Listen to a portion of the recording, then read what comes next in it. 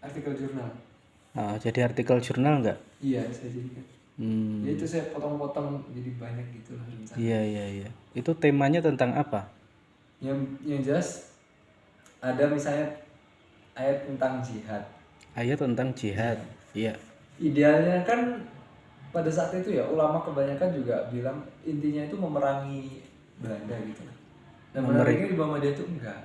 Jihad itu dimaknai dengan bersungguh-sungguh. Oh, ya Bersungguh-sungguh. memang multi tafsir ya jihad itu. Iya, Ada yang apa namanya tentang nasionalisme, bener. iya kan? Nah saat itu di zaman Belanda kan harusnya ya udah tentang perlawanan terhadap Belanda gitu. Tapi Ada di jihad Muhammadiyah itu kalau perspektif sufi ya kan? Di perspektif sufi itu kan mujahadatun nufus kan gitu ya. iya. Ya.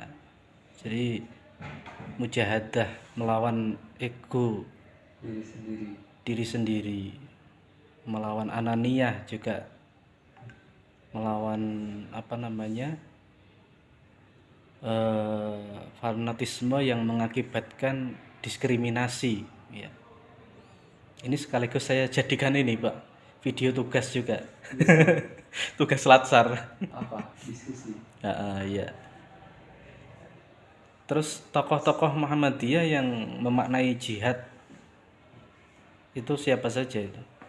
Nah masalahnya di situ tuh sebenarnya ada tafsirnya itu yang anonim. Anonim. Jadi penulisnya tidak begitu, agak sulit digali gitu lah. Terus yang satunya itu siapa namanya? Orang-orang keraton lah. Termasuk nanti yang saya teliti itu bagaimana Muhammadiyah terhadap pemerintah pada saat itu.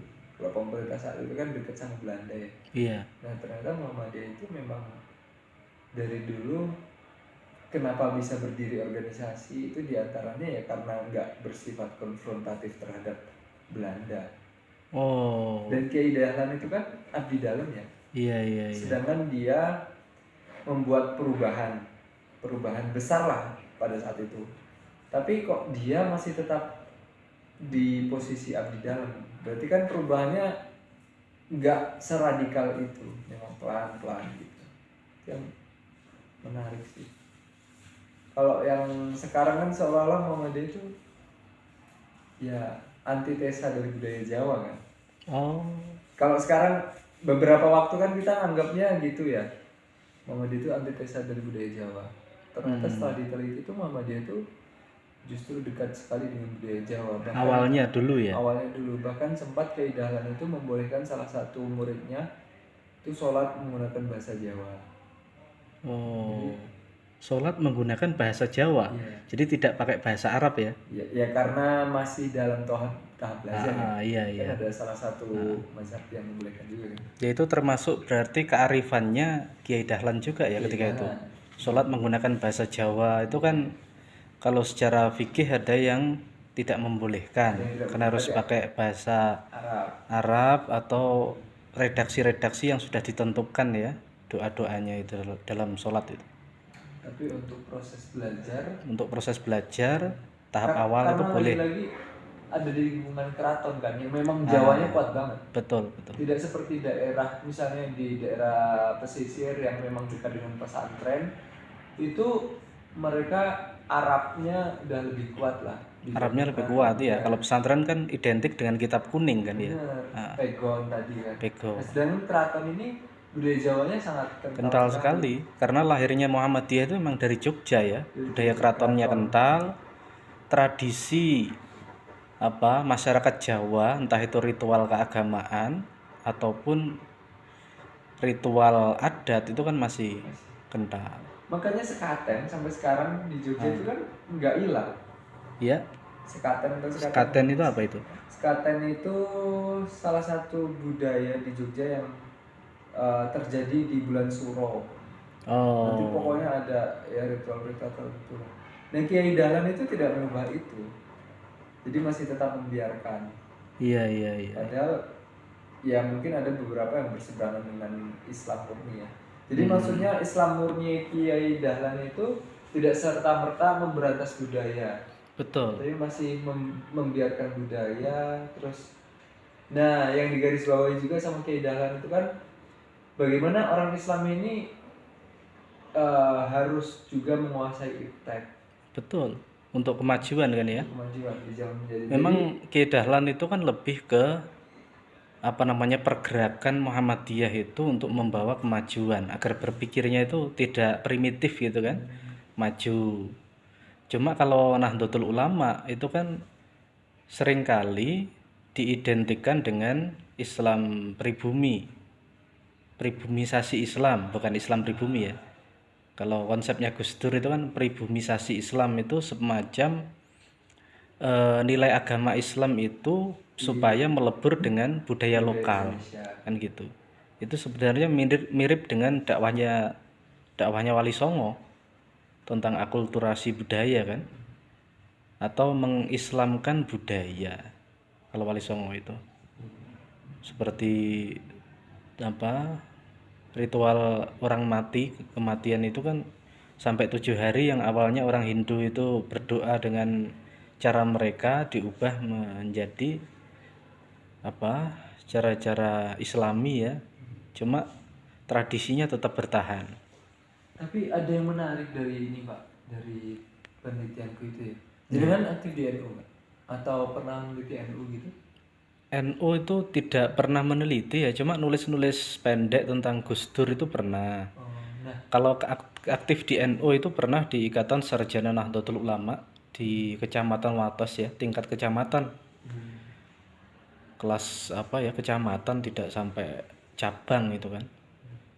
nah yang jadi pertanyaan itu kalau melihat ya, tadi kan jenengan juga nyinggung toh kalau NU itu biasanya ke Islamisasi pribumi gitu. Berarti kan memang nilai-nilai budaya yang ada yang sudah mengakar di masyarakat pribumi Iya. itu nanti disesuaikan dengan ajaran Islam gitu. Nah, supaya tapi merasa- kalau aku melihat beberapa sejarah gitu ya, justru dari kalangan NU ini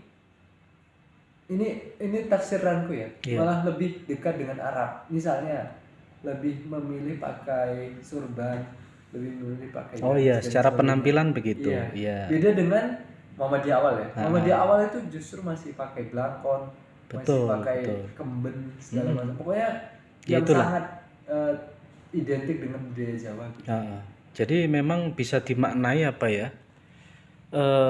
Akulturasi budaya itu secara penampilan atau secara pendekatan kita dalam dakwah atau menyampaikan ilmu.